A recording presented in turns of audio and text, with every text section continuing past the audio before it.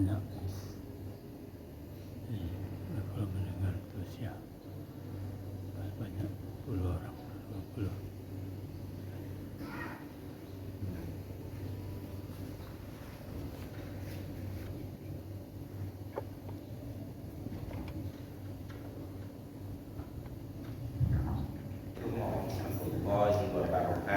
Waalaikumsalam warahmatullahi wabarakatuh. Alhamdulillah, wassalatu wassalamu ala rasulillah. Bapak-bapak dan ibu-ibu jamaah subuh rahmatullah. Subuh ini kita akan membahas tentang warisan Nabi untuk kita. Warisan Nabi untuk kita tidak berupa harta kekayaan, tidak berupa pangkat jabatan, gelar dan sebagainya, tapi dua pedoman hidup yang mutlak benar. Itu yang diwariskan Nabi kepada kita, sebagaimana yang Nabi sendiri ucapkan, dan itu termaktub dalam hadis riwayat Imam Malik dan Imam Ahmad. Inni qad taraktu fiikum amrayn ma in tamassaktum bihima lan tadillu abada, kitab Allah wa sunnata rasulih. Sungguh saya tinggalkan untuk kalian dua pusaka yang bila kedua pusaka itu kalian berpegangi dengan teguh, niscaya kalian tidak akan pernah tersesat untuk selama-lamanya. Kedua pusaka itu ialah kitabullah dan sunnah rasul.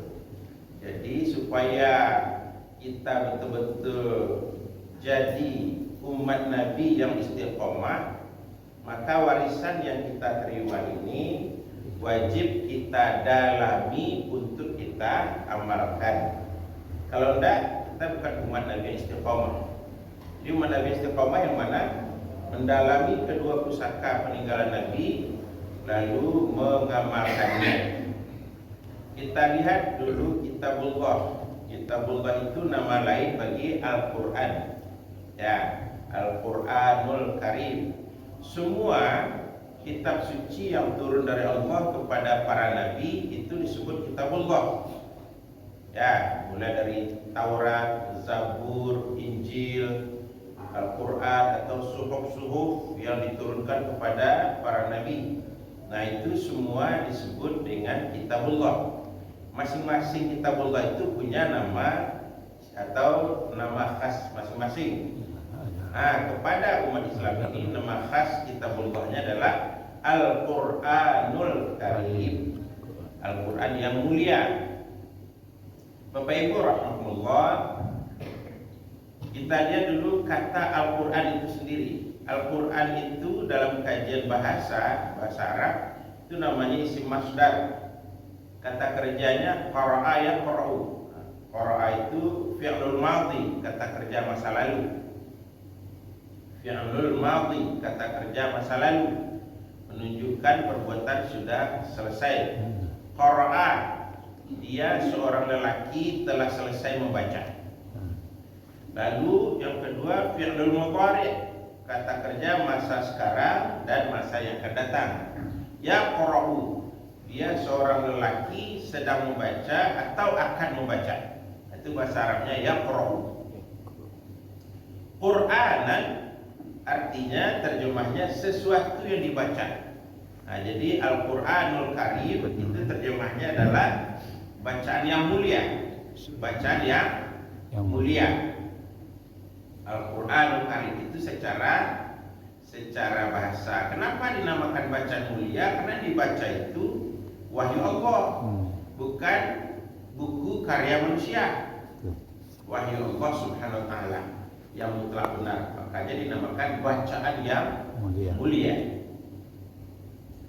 Secara definitif yang dikatakan Al-Quran itu ialah Al-Quranu huwa kalamullahil mu'jizu al-munazzalu ala Muhammadin sallallahu alaihi wasallam biwasitati Jibril alaihi salam al-manqulu ilaina bitawatur al-maktubu fil masahif wal muta'abbadu bitilawati tuftahu bi suratil Fatihah wa wa tuhtamu bi suratin nas. Nah, itu definisinya Al-Qur'an itu. Satu, kalamullah, ucapan Allah, perkataan Allah, firman Allah. Nah, jadi kalam Allah itu artinya ucapan atau perkataan. Jadi Al-Quran ini perkataan Allah, ucapan Allah. Allah sendiri yang berucap kepada kita. Itu apa diucapkan kepada kita? Itu jadi pedoman hidup. Ya, pedoman hidup. Bahasa Arabnya hudan. Hudan linnas, pedoman hidup bagi semua manusia. Jadi supaya kita ini lurus jalan hidup kita, pedomanilah pedoman hidup itu. Nah, itu yang akan membuat kita hidupnya jadi lurus. Kalau sudah lurus hidup, dijamin bahagia di dunia, bahagia di akhirat. Jamin. Nah, Bapak Ibu rahmatullah, jadi Al-Quran satu-satunya ucapan Allah, bukan ucapan Nabi Muhammad. Kalau ucapan Nabi Muhammad, nah itu namanya hadis, itu namanya sunnah, bukan Al-Quran. Ya. Lalu Al-Mu'jiz yang berisi mukjizat. Al-Quran ini banyak kandungan mukjizatnya. Salah satu mukjizatnya apa? Al-Quranlah satu-satunya kitab suci yang semenjak dia diturunkan sampai dengan hari kiamat dia akan tetap suci. Dipelihara Allah dari campur tangan manusia untuk merubah, mengganti, menambah, mengurangi, memalsukan. Nah, dipelihara Allah. Kalau kita suci sebelumnya, enggak, silakan dipalsukan, apa-apa. Kenapa ada apa-apa? Karena satu, kitab suci sebelum Al-Quran itu hanya terbatas untuk satu umat saja, satu kaum saja. Nah, lihat misalnya surat Al-Isra ayat 2. Wa ja'alnahu hudan li bani Israil. Kami jadikan Taurat itu pedoman hidup bagi Bani Israel. Jadi bukan bagi orang Indonesia, bukan bagi selain Bani Israel. Itu. Lalu karena dia akan jadi pedoman hidup bagi seluruh manusia sampai hari kiamat, dipelihara Allah keasliannya. Di dalam Al-Quran dinyatakan oleh Allah bahwa Al-Quran itu pedoman hidup untuk seluruh manusia. Dia akan berlangsung sampai kiamat. Nah, lalu kemudian dia tetap suci itu karena apa? Karena memang Allah tidak ingin kitab suci terakhir ini dinodai oleh perbuatan manusia sebagaimana kitab-kitab suci sebelumnya sudah dinodai. Taurat sudah dinodai, Injil sudah dinodai. Dinodai dalam arti apa? Diubah-ubah isinya oleh pemuka agamanya sendiri. Ini bukan kata kita, bukan kata ulama, bukan kata Nabi. Allah sendiri yang mengatakan. Di mana? Dalam Al-Quran. Bukalah surat Al-Baqarah ayat 79. Ya. Fawailul lilladzina yaktubuna al-kitaba biaydihim tsumma yaquluna hadza min indillah. Neraka wel untuk orang-orang yang telah merubah kitab suci itu dengan tangan mereka sendiri, lalu mereka nyatakan ini dari sisi Allah, padahal tangan mereka yang membuat. Nah, jadi sudah dipalsukan. Itulah sebabnya mereka yang memalsukan itu kemana tempatnya di akhirat? Ke dalam neraka wel tempatnya. Tuh. Kalau Al-Quran, Allah menyatakan inna nahnu nazzalna dzikra wa inna lahu lahafizun. Sungguh kamilah yang telah menurunkan Al-Quran dan kami benar-benar memelihara keasliannya. Jadi Allah yang berbenar-benar. Kalau sudah Allah berbenar-benar itu artinya apa? Sampai kiamat tidak bisa dipalsukan, tidak bisa diubah oleh siapapun. Dalam ayat lain, masih dalam surah Al-Baqarah, ditantang oleh Allah bagi orang yang ragu Al-Quran ini betul-betul ucapan Allah atau tidak. Ditantang oleh Allah. Apa bunyi tantangan Allah? Wa in kuntum fi raibin mimma nazzalna ala abdina fa'tu bi suratin min mithli wad'u syuhada'akum min dunillah in kuntum shadiqin. Bila kalian ragu bahwa Al-Quran ini betul-betul ucapan Allah, silahkan kamu tandingi. Untuk bisa menandingi cukup satu surat, tidak usah seluruh Al-Quran. Satu suratnya tandingi. Dan untuk bisa menandingi satu surat, panggil seluruh pakar, baik dari kalangan jin maupun dari kalangan manusia, kalau kalian merasa diri kalian benar. Nah, gitu kata Allah kepada siapa? Orang yang masih ragu bahwa Al-Quran itu turun dari Allah Subhanahu wa Ta'ala. Jadi tetap asli sampai kiamat, bukan hanya sampai zaman kita, sampai hari kiamat. Bapak Ibu rahimahullah, itu baru salah satu bentuk mukjizat Al-Quran. Banyak mukjizat Al-Quran. Kadang ya sesuai dengan namanya mukjizat, tidak masuk akal sehat. Anak kecil usia 5,5 tahun hafal Al-Quran keseluruhannya 30 juz. Itu tidak masuk akal sehat, tapi faktanya ada. Nah, itu mukjizat. Ya, laut bisa dibelah jadi tongkat, kan juga tidak masuk akal sehat. Kalau masuk akal sehat tidak mukjizat namanya. Mukjizat itu kejadian luar biasa yang tidak masuk akal sehat, karena dia hanya diberikan Allah kepada para nabi dan para rasul saja untuk memperkuat bukti bahwa mereka memang utusan Allah. Nah, gitu. Mereka memang utusan Allah. Apa buktinya ini? Selain wahyu ada mukjizat. Gitu.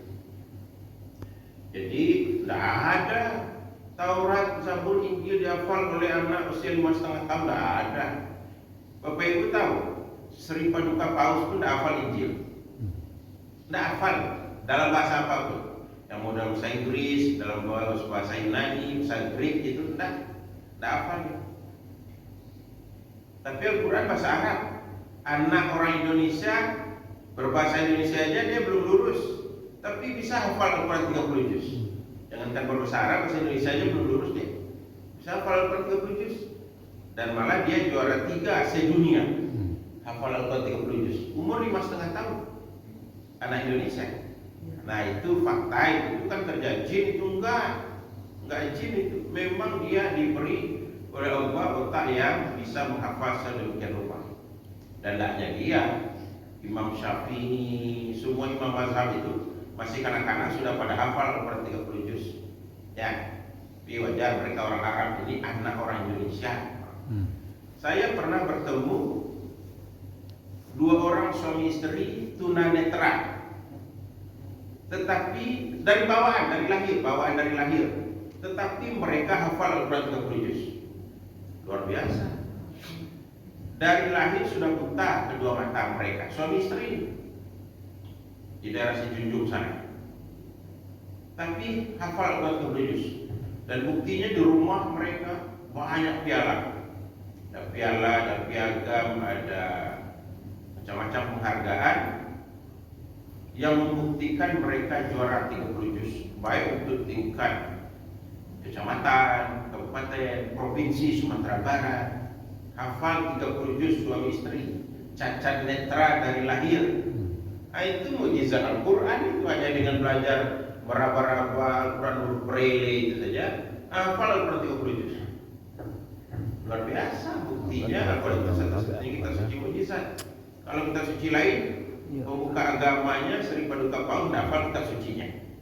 Ya, kalau kita tidak usah hafil yang sudah dewasa, anak-anak saja jadi hafil hafal Al-Quran 30 juz.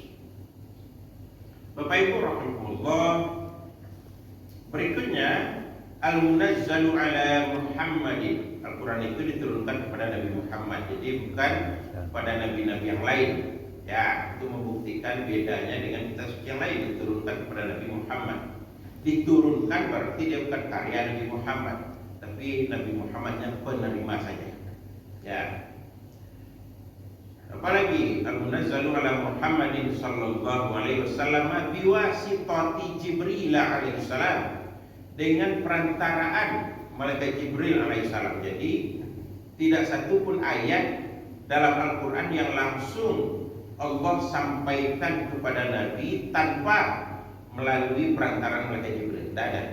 Semuanya dengan menggunakan jasa malaikat Jibril. Ya, setiap ayat mulai dari yang pertama kali turun sampai ayat yang terakhir turun. Nah, itu melalui malaikat Jibril. Yang diterima langsung oleh Nabi apa? Satu, hadis qudsi. Hadis qudsi Al-Quran itu wahyu Allah, diterima langsung oleh Nabi. Hadis qudsi. Yang kedua diterima langsung oleh Nabi apa? Perintah salat fardu 5 kali sehari semalam. Nah, itu diterima Nabi langsung dari Allah, itu tidak melalui perantaran malaikat Jibril. Malaikat Jibril hanya membantu Nabi untuk bisa sampai ke hariban Allah, ke mustawan, ya, di balik Sidratul Muntaha. Menemani saja, tapi menerima perintah sholat itu Nabi langsung dari Allah Subhanahu wa taala. Ada yang lain yang langsung Allah memberikan kepada Nabi kecuali dua itu saja, dua macam itu. Yang pertama namanya hadis qudsi, hadis yang suci, karena dia wahyu Allah.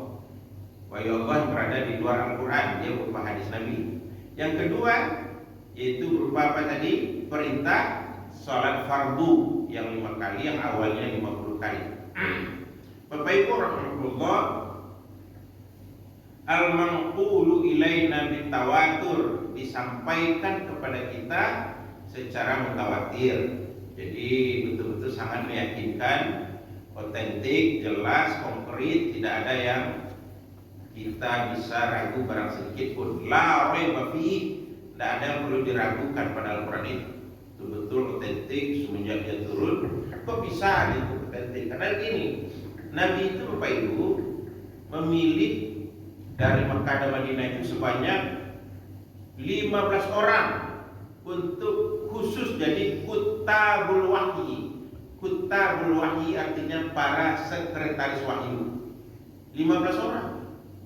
Tidak sedikit jumlahnya itu. Jadi setiap kali turun Al-Quran, itu Nabi mengumpulkan para sekretaris wahyu untuk mencatat.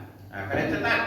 Tadi turun surah ini ayat sekian, dicatat. Lalu disuruh bacakan kalau sudah benar bacaannya apa yang dicatat tadi, itu distempel oleh Nabi dengan cincin beliau.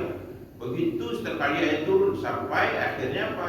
Di era Khalifah Abu Bakar As-Siddiq, Al-Quran disatukan atas saran dari Umar bin Khattab radhiyallahu anhu. Lalu pada era khalifahnya Utsman bin Affan, menantu Nabi, itu digandakan jadi 6 buah dalam bentuk mushaf.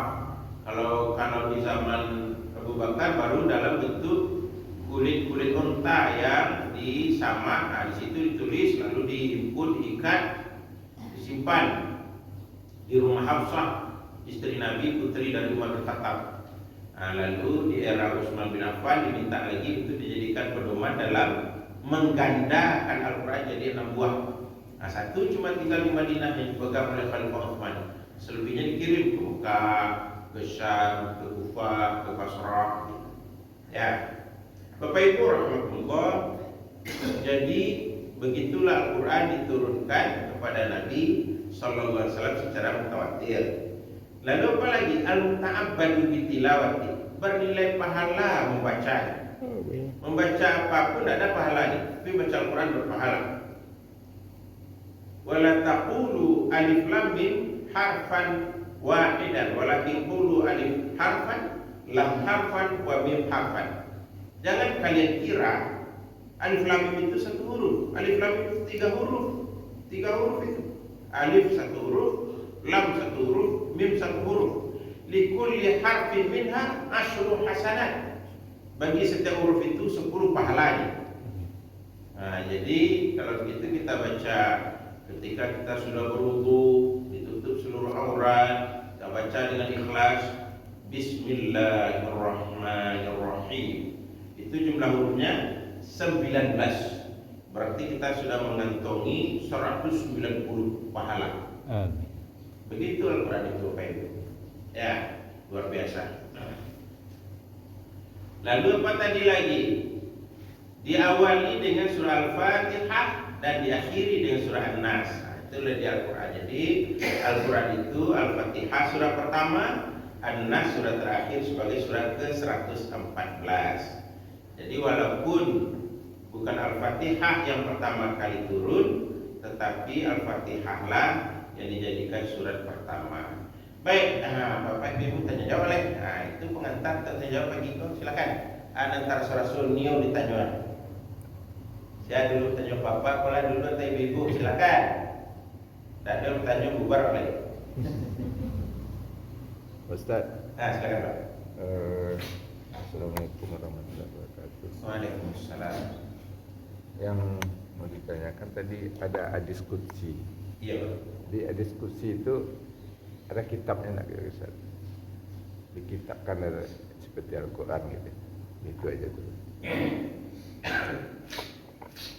Bapak Ibu, hadis qudsi itu wahyu Allah yang bukan bagian dari Al-Quran, betul?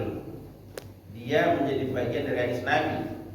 Hadis sebagaimana hadis-hadis yang lain itu karena disampaikan kepada kita melalui periwayatan dari generasi ke generasi, maka oleh para ulama hadis dilakukan penyeleksian hadis, disebut dengan naqdul hadis, penyeleksian hadis min nahiyatil mutun wal isnad, dari segi isi teks dan dari segi periwayatnya.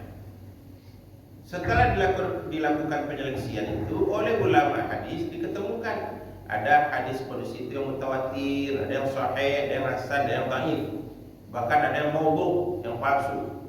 Itu hasil penyeleksian. Jadi oleh ulama kemudian hadis-hadis yang telah bisa memenuhi kriteria dapat dijadikan dalil agama karena sahih, itu disatukan Pak. Judulnya hadis qudsi. Itu judul bukunya. Itu bisa kita beli di mana? Di HP kita dibeli. Ke dalam HP kita berbelanja sekarang. Ya, ada dalam HP kita itu namanya Shopee, ada Lazada, itu dibeli. Hadis qudsi. Nanti keluar bermacam-macam kitab hadis qudsi. Pilih yang paling tebal, yang paling banyak jumlah hadisnya. Pesan. Lebih kurang seminggu kemudian sampai ke rumah kita bayar. Itu caranya, palingannya ya 150 ribuan, bukan 1,5 juta harganya, enggak. 150 ribuan sudah tebal itu. Itu kita pesan ke HP kita. Itu caranya Pak. Kalau ingin tahu lebih dalam tentang apa saja bentuknya, apa saja isi kandungnya hadis-hadis qudsi tersebut. Ya sama dengan Al-Quran, ada akidah di dalamnya, ada ibadah di dalamnya, ada akhlak di dalamnya. Cuma dia bukan kitab suci. Dia wahyu Allah tapi bukan bagian dari kitab suci. Karena kitab suci Al-Quran itu untuk penyempurna bagi kitab-kitab suci sebelumnya. Sedangkan hadis qudsi itu adalah bagian dari hadis Nabi yang bersumber dari wahyu Allah. Gitu Pak. Iya baik. Alay, pertanyaan Bapak Ibu, silakan bertanya. Tapi menang kuasa dan tentu bertanya baca.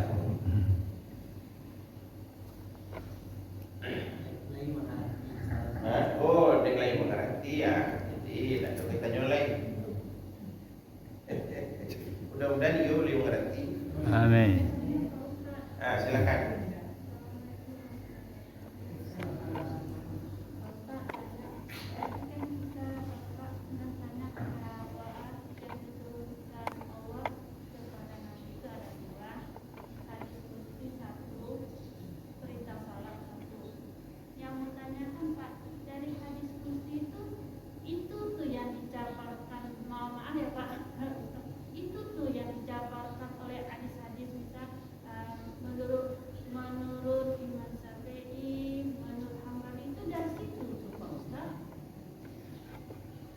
Tadi saja.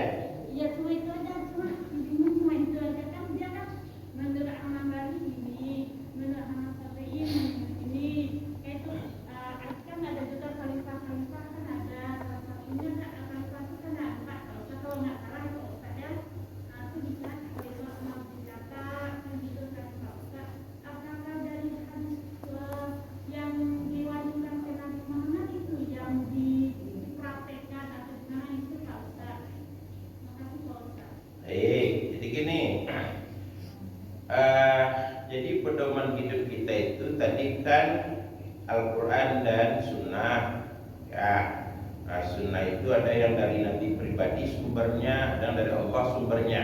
Kalau yang dari Allah disebut hadis qudsi, kalau yang dari Nabi disebut hadis nabawi. Nah, gitu. Lalu muncul lagi imam mazhab. Nah, itu begini cerita imam mazhab. Imam mazhab itu adalah ulama besar yang sangat ahli di bidang hukum Islam, sehingga mereka disebut dengan mujtahid di bidang fikih. Nah, mujtahid itu ulama yang sangat paham, bisa menggali hukum sendiri. Karena menggali hukum sendiri itu berakibat mereka menggunakan daya nalar semaksimal mungkin. Namanya daya nalar, masing-masing orang berbeda-beda, walaupun sama-sama ulama. Apakah mereka itu memahami perbedaan itu dari hadis qudsi? Bukan sama sekali. Perbedaan itu justru dari Al-Quran. Lahirnya mazhab itu dari Al-Quran. Mereka berbeda paham dalam memahami ayat-ayat Al-Quran. Dari hadis tidak seberapa mereka bertikai paham. Dari ayat. Kenapa dari ayat? Karena ayat itu terbagi dua kelompok. Satu namanya kelompok ayat-ayat muhkamat, yang kedua namanya kelompok ayat-ayat mutasyabihat.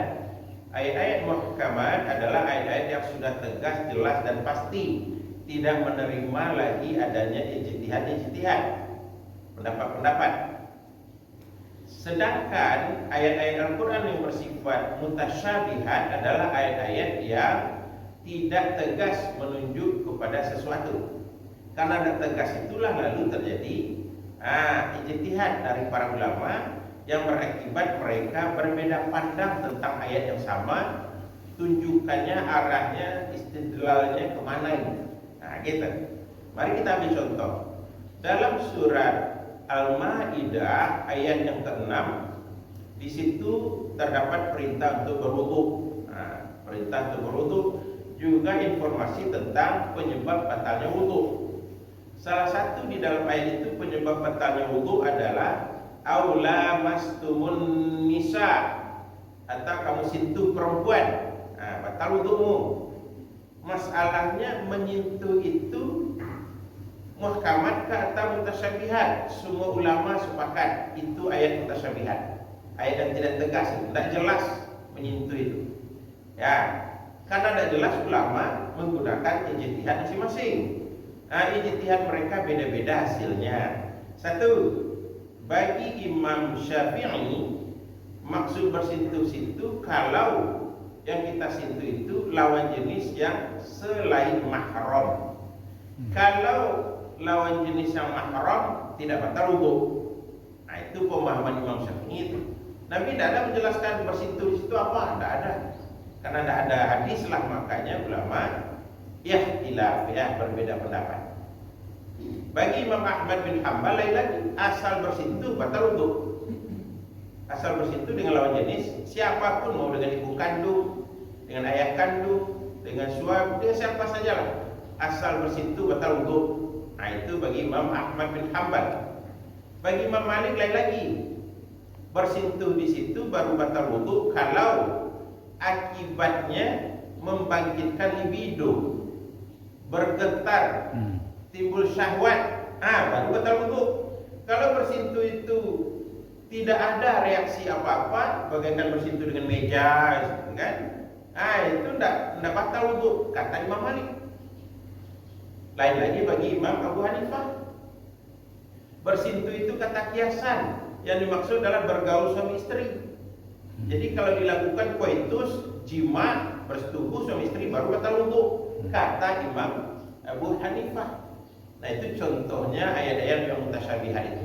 Ulama berbeda pendapat. Jadi sumber perbedaan pendapat itu dari Al-Quran, itu dari ayat-ayat mutasyabihat. Bukan dari hadis, tidak seberapa mereka berbeda. Kalau hadis itu sudah sahih, itu mereka terima. Tapi kalau hadis yang dhaif, itu dibuang, tinggalkan. Jadi tidak banyak sumber pertikaian pandang ulama terkait hadis, termasuk diskusi sekalipun, gitu. Tapi kalau terhadap Al-Quran, wah itu mereka yang banyak perbedaan. Itulah sebabnya tafsir itu beda-beda warnanya. Ada warna filosofi, ada warna tasawuf, ada warna syariat hukum Islam. Ya, mereka kemudian yang berwarna syariat. Nah, misalnya Ahkamul Quran oleh Ibnu Arabi. Judul bukunya, judul tafsirnya Ahkamul Quran. Itu tafsirnya bernuansa syariat. Ini apa hukumnya, ini apa hukumnya, ini apa hukumnya, itu aja yang banyak. Itu tafsirnya. Lalu ada lagi tafsir falsafi namanya. Nah, itu misalnya contoh tafsirnya adalah Al-Kasyaf oleh Az-Zamakhsyari. Nah, itu bernuansa filsafat yang disukai oleh kaum filosof, disukai oleh Mu'tazilah. Nah, ada aliran dalam Islam yang hanya fokus kepada logika, namanya Mu'tazilah. Ya, padahal Nabi mengatakan tidak boleh menafsirkan Al-Quran dengan logika.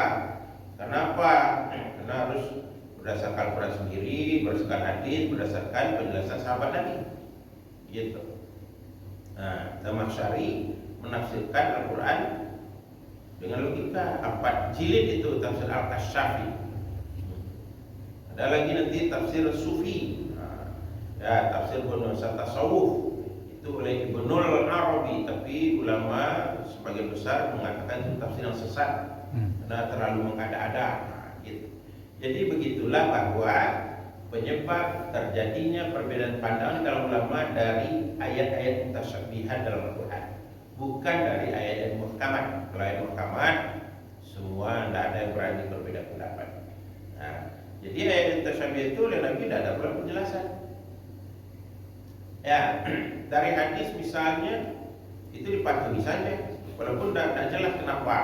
Walaupun mutasyabihat dipatuhi saja oleh para sahabat. Contoh apa? Kalau Nabi bertawaf, sunnah Nabi adalah cium dulu Hajar Aswad, baru bertawaf. Baik untuk umrah, baik untuk haji. Untuk apa itu dicium? Apa bukan berakibat pindah sakit TBC orang kepada kita? Sebelum kita mencium, orang sakit TBC menciumnya pada pindah kepada kita. Itu apa dicium? Walaupun tidak tahu kenapa dicium dan itu mutasyabihat, tapi semua sahabat patuh saja. Sampai hari ini semua orang Islam patuh saja. Padahal itu mutasyabihat, tidak jelas itu apa dicium. Nah, lalu Umar bin Khattab ketika mau tawaf lalu akan mencium Hajar Aswad, dia berkata kepada Hajar Aswad, "Ya Hajar, lau lam ara anna Rasulullah sallallahu alaihi wasallam yuqabbiluka ma qabbaltuka." Hai batu, saya tahu kamu cuma sebuah batu. Kalau saja dulu tidak saya lihat Nabi menciummu, niscaya saya tidak akan mencium. Nah, itu kata Umar bin Khattab kepada Hajar Aswad. Padahal itu mutasyabihat, itu apalah batu dicium. Dan tahu kita kan itu apanya. Nah, tapi karena Nabi mencium sebelum menunaikan tawaf, maka diikuti saja. Nah, itu kalau hadis, jadi tidak terlalu banyak ya. Jadi penyebab ulama berbeda pendapat tentang hadis. Sungguh pun hadis itu mutasyabihat, bukan muhkamat. Gitu. Tapi kalau ayat mutasyabihat pasti ulama berbeda pendapat. Nah, tandanya. Ya, tidak ada tandanya. Nikah itu bukan muhkamat, mutasyabihat itu nikah. Ya, fankihu ma qaba lakum minan nisa. Nikahilah olehmu perempuan baik-baik. Nikah itu apa? Tidak ada Nabi menjelaskan nikah itu apa. Karena tidak ada, maka ulama fikih berbeda pendapat antara Imam Abu Hanifah dengan Imam Syafi'i. Bagi Imam Abu Hanifah, nikah adalah bergaulnya suami istri. Bagi Imam Syafi'i, nikah adalah dilangsungkannya ijab kabul. Kalau sudah ijab kabul, sudah resmi jadi suami istri.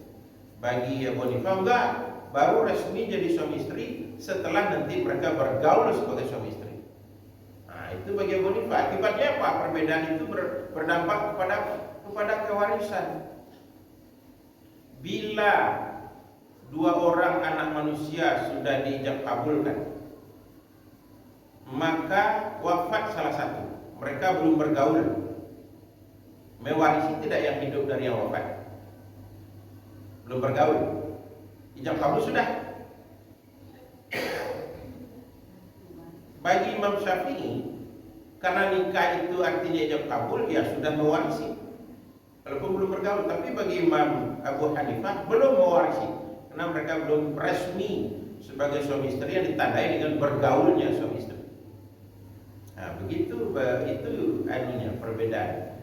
Itu kata nikah itu dalam Quran terdapatnya. Jadi banyak pertikaian pada ulama itu lahir dari Al-Quran, bukan dari hadis qudsi. Nah, gitu lagi. Cukup atau masih ada yang teragui? Satu lagi Pak Ustaz. Silakan Ibu ya. Assalamualaikum warahmatullahi wabarakatuh. Waalaikumsalam. Pak Ustaz, Ya. kalau membaca Al-Quran satu huruf 10 kebaikan. Ya. Apakah beda Pak Ustaz membaca Al-Quran dalam posisi punya wudhu dengan membaca Al-Quran dalam posisi tidak mempunyai wudhu? Yang kedua Pak Ustaz, istilah sholat itu kan ada isya, subuh, zuhur, asar, maghrib. Ya, istilah itu kita ketemukan di Al-Quran atau di As-Sunnah Pak Ustaz. Kalau perintahnya ada di Al-Quran, Nabi juga mencontohkan. Kalau istilahnya itu kita ketemukan di Al-Quran atau di. Terima kasih Pak Ustaz. Assalamualaikum warahmatullahi wabarakatuh. Waalaikumsalam warahmatullahi wabarakatuh. Ya. Jadi istilah itu ada dalam hadis, tidak dalam Al-Quran. Subuh, zuhur, asar, maghrib, isya dalam hadis ada munculnya istilah itu. Dalam Al-Quran tidak muncul istilah itu. Ya. Jadi bahkan dalam hadis Bukhari itu Nabi menerangkan kapan itu ditunaikan maghrib. Idza gharabatis syams, manakala matahari sudah tenggelam. Jadi maghrib itu artinya tenggelamnya matahari. Ya, tenggelamnya matahari. Subuh disebut juga oleh Al-Quran itu fajar, tidak subuh disebut. Wa Qur'an al-fajri, dan sholat subuh. Nah, Qur'an al-fajri itu artinya sholat subuh. Inna Qur'an al-fajri kana masyhuda. Sesungguhnya sholat fardu subuh berjamaah disaksikan oleh banyak malaikat. Ya. Jadi Al-Quran menyebut sholat subuh itu fajar. Kenapa disebut fajar? Karena pada waktu subuh lah terbit fajar shadiq, fajar yang sesungguhnya, bukan fajar kadzib. Nah ini kadang kita mohon maaf ini masih banyak umat Islam di Padang atau di Sumatera Barat berpegang kepada fajar kadzib. Padahal 8 menit lagi itu baru datang fajar shadiq untuk menunjukkan waktu subuh masuk. Tapi karena kita terbiasa menggunakan waktu subuh itu fajar kadzib, tidak fajar shadiq, begitu diberitahu oleh ahlinya itu fajar kadzib, fajar bohong, bukan fajar yang sebenarnya, belum masuk itu subuh, 8 menit lagi baru masuk. Nah, sebanyak masjid mengamalkan tidak mau dia subuh itu tambah 8 menit. Padahal itulah yang sebenarnya, tambah 8 menit itu yang sebenarnya. Ya. Jadi fajar itu istilah dari Al-Quran untuk sholat subuh. Nah, kemudian zuhur. Jadi semua istilah itu Bu, nama-nama sholat itu dari Al-Quran munculnya. Maaf, dari hadis munculnya, bukan dari Al-Quran. Itu dulu satu itu tentang nama-nama sholat itu. Subuh, zuhur, asar, maghrib dan isya. Lalu yang pertama tadi pertanyaannya tentang Quran punya wudhu. ya. Apakah sama nilai kebaikan membaca Al-Quran dalam keadaan sudah berwudu dengan sebelum berwudu? Jadi berwudu itu salah satu adab untuk membaca Al-Quran. Nah, satu sudah berwudu, dua tertutup seluruh aurat, tiga dalam keadaan kita menghadap kiblat. Nah, gitu. Yang keempat membacanya dengan ikhlas untuk mencari ridho Allah Subhanahu Wa Taala, bukan mencari pahala. Pahala cuma side effect saja, bukan target. Target ridha Allah. Nah, gitu. Nah, jadi itu adab-adab namanya, Bu. Adab membaca Al-Quran. Adab ini kalau kita amalkan dapat tambahan pahala. Itu membaca saja 10. Kalau adab yang kita amalkan semua tambah lagi pahalanya. Gitu. Jadi adab itu bukan tidak berpahala, melahirkan bonus-bonus pahala. Jadi oleh karena itulah diamalkan itu. Jangan cuma baca Al-Quran dalam keadaan belum berwudu, baca baca Al-Quran dalam keadaan tidak menghadap ke kiblat, baca Al-Quran dalam keadaan seluruh aurat belum ditutupi. Nah, gitu. Nah, itu adab-adab baca Al-Quran namanya. Ya, supaya kita dapat tambahan bonus pahala. Membaca sendiri, baik dalam keadaan berwudu atau tidak berwudu, itu beda-beda pula pahalanya.